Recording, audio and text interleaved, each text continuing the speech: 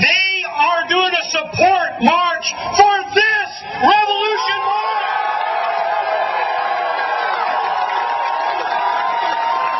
The revolution is worldwide. It's always been worldwide.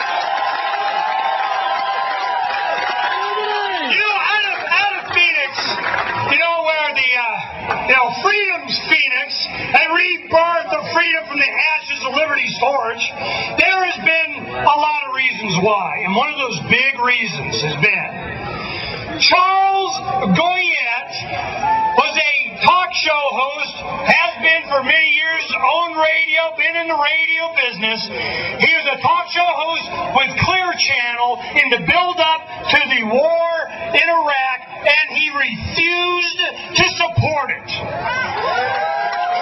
Well, they bring him into the office. They got to explain it to you. They said, oh, boy, we got to explain to you how it works. You didn't get the memo? And he's like, no, not doing it. Not doing it. Not doing it, because he knew what was going to happen.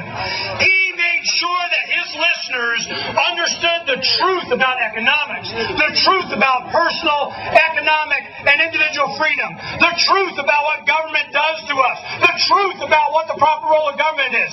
Phoenix has been well served for decades from a man that I call a friend, and that you will find you need his voice all over the world. Charles-Goyette!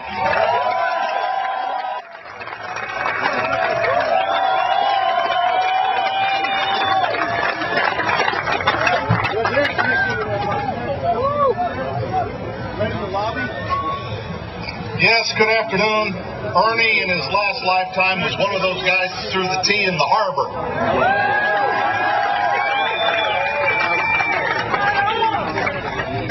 Thanks to all of the organizers of today's event. Thanks to you guys for being here today. Look at all of you. Come on up.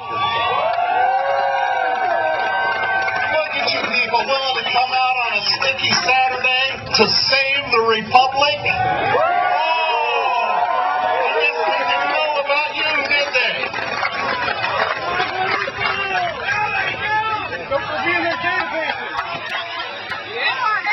It looks like there are friends of freedom here. There are lovers of liberty here. And that's wonderful, because it is good that one should be free. And we would cherish liberty even if liberty traveled alone. But liberty has companions, and those companions are peace and prosperity. War, on the other hand, the spirit of destruction, is the destroyer of prosperity and the destroyer of liberty. It would mean from the American citizens to the pockets of the governments of Vladimir Putin and Hugo Chavez, and to the oil sheikhs and shahs and sultans of the world. And what did we receive for our warning? We received a two-word reply, which was, shut up.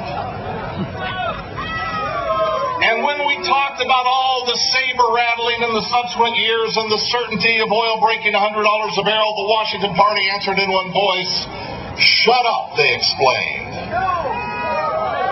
Now, while you dig in your front pocket for $4 or more a gallon so that you can be here today, the Department of Energy that you passed back here on your march from the Washington Monument is taking $25 billion a year out of your back pocket. And what exactly does it do with all those billions? Does it explore the remote and dangerous parts of the world to produce petroleum? Do they risk their own futures and their livelihoods and their own money to recover any energy? Do they take enormous risks and substantial loss? Do they recover it? Do they refine it? Do they market it? Do they transport it to your neighborhood gas station? Of course they don't. Just how much gas do they put in your tank for $25 billion a year? None. Not a drop. But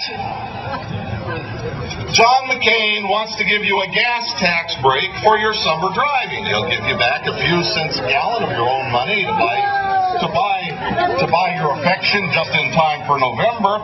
But in the meantime, he is back and forth and to and fro across the country, beating his chest for a new neocon war that will run the price of petroleum to $400, $500 a barrel, and he'll have you paying $15 a gallon at the super pumper if they have any, but you'll save a few cents a gallon over the course of the summer.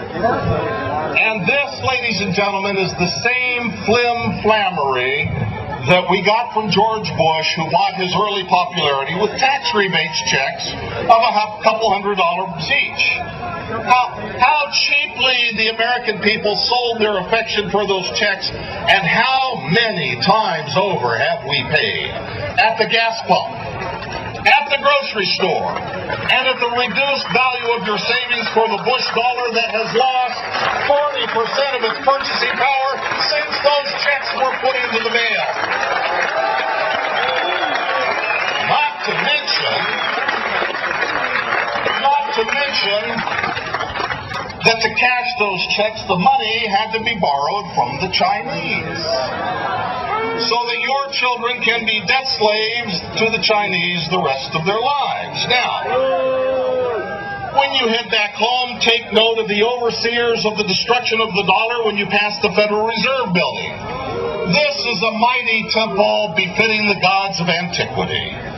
There sit the enablers of the wars of empire, without whom such wars could not be waged.